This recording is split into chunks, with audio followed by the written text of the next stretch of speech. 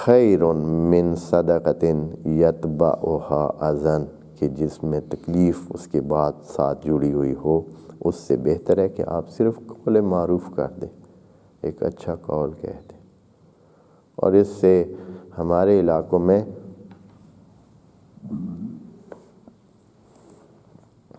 بر صغیر میں ایک خاص قسم کی کیفیت جو ہے وہ جب کوئی مانگنے آتا ہے تو اس سے کیا کہتے ہیں، یہ معنی لیا گیا ہے، یعنی وہ اسی سے ہی نکالا گیا ہے کہ خدا کریم یہ کہہ رہا ہے کہ اگر آپ کچھ دے نہیں سکتے ہیں تو پھر کیا کر لیں، معافی مانگ لیں، معاف کر بابا۔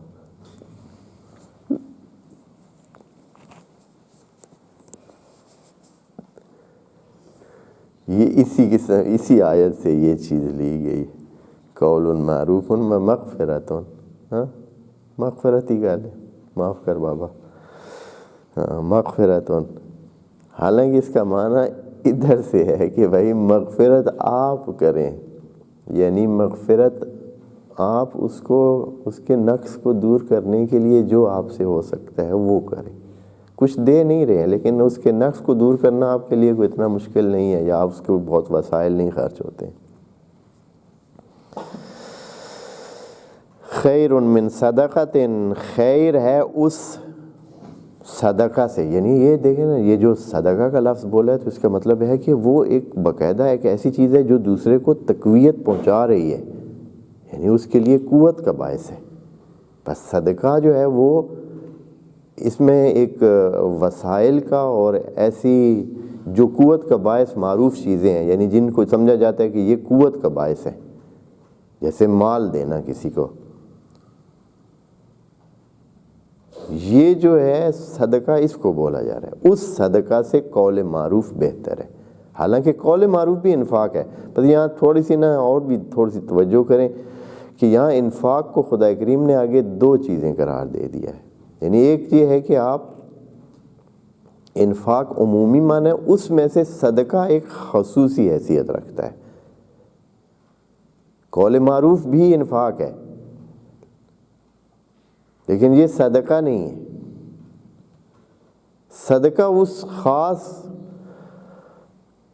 ایسے کام کو کہتے ہیں جس سے دوسرے کو تقویت پہنچ رہی ہے،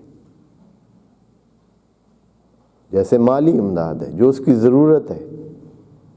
جس سے وہ ابھی جو اس کی میں کمزوری ہے، جو اس میں اب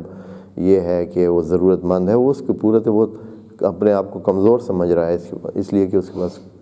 وسائل نہیں ہے، تو اب جب آپ کا صدقہ جاتا ہے تو اس کے وسائل پورے ہو جاتے ہیں، وہ اپنے آپ کو قوی سمجھنے لگتا ہے، قوی ہو جاتا ہے، تو یہ صدقہ ہے۔ پس صدقہ یعنی ایک سٹیپ اوپر ہے، قول معروف نیچے، پھر مغفرت اور پھر صدقہ۔ خدا کریم فرماتا ہے کہ آپ صدقے پر نہ جائیں، اگر آپ صدقہ دے کر اس کے بعد تکلیف پہنچانے کا عمل آپ سے ہوتا ہو